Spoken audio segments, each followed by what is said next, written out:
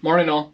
It is Saturday the 12th of February, so it is almost 1 week on since I completed my seed sowing, and as you can tell by the horticulture fleece, it has been quite cold here this week, which is sod's law, because it's been so mild throughout January that I've only got sowing these seeds, and then we had a cold spell this week.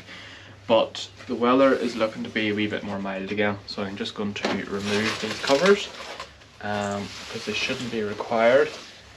I mean, I'm only about 1 week into the process, so I'm not expecting to see anything, but I will flip the camera around.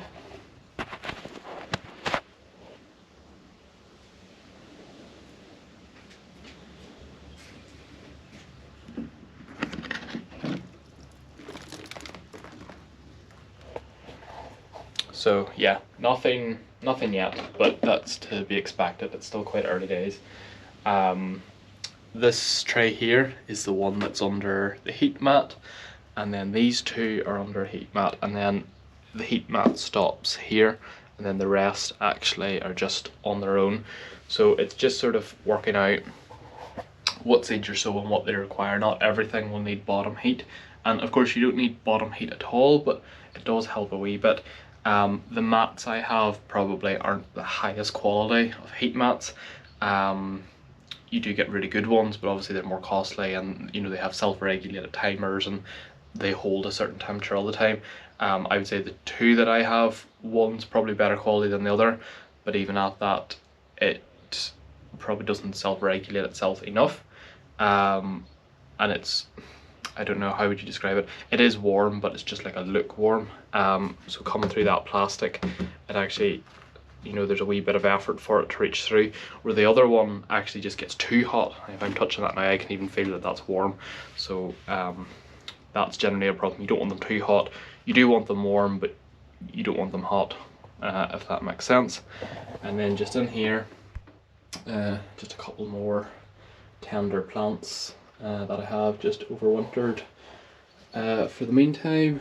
And then we have Dorothy, which is my clivia, and then 3 cannas there at the back, sheltered for overwinter. And then we'll just go out to the polytunnel, see what's happening there. Oh, look who's waiting. Hello, you.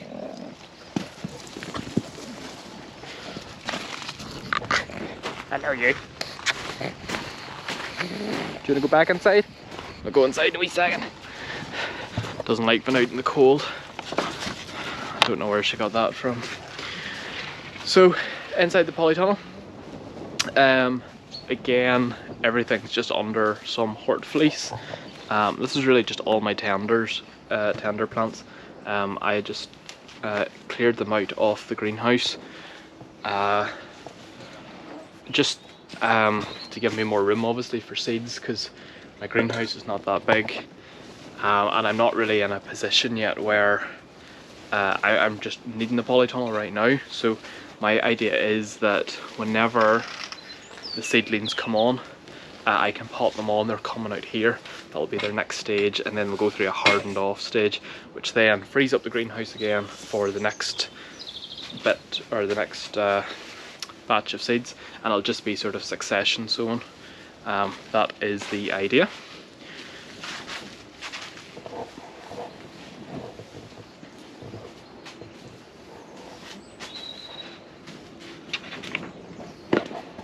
Yeah, need to get that some water. But as you can see, all the aeoniums and slightly tender things, and down here are some hardwood cuttings, and then some penicidum that I sown last year that I'm hoping I can overwinter, though I think they're possibly annuals, but we'll see. And then just a few other tender things like salvias, and that's really it. Just also going to point out my floor.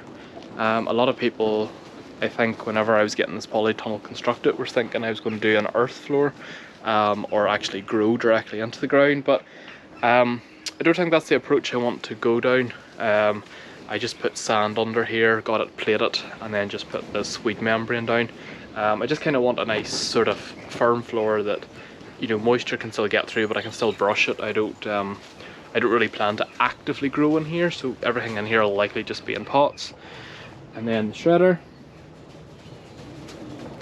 and that's just going to help me make compost. Hopefully this year I'll actually show you the compost bins.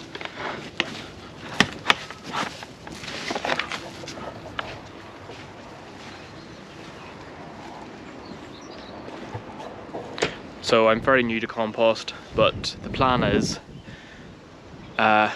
shred the twigs, get lots of leaves in, lawn clippings whenever they become available, tea bags and other sort of green waste, and mix it all up, make compost.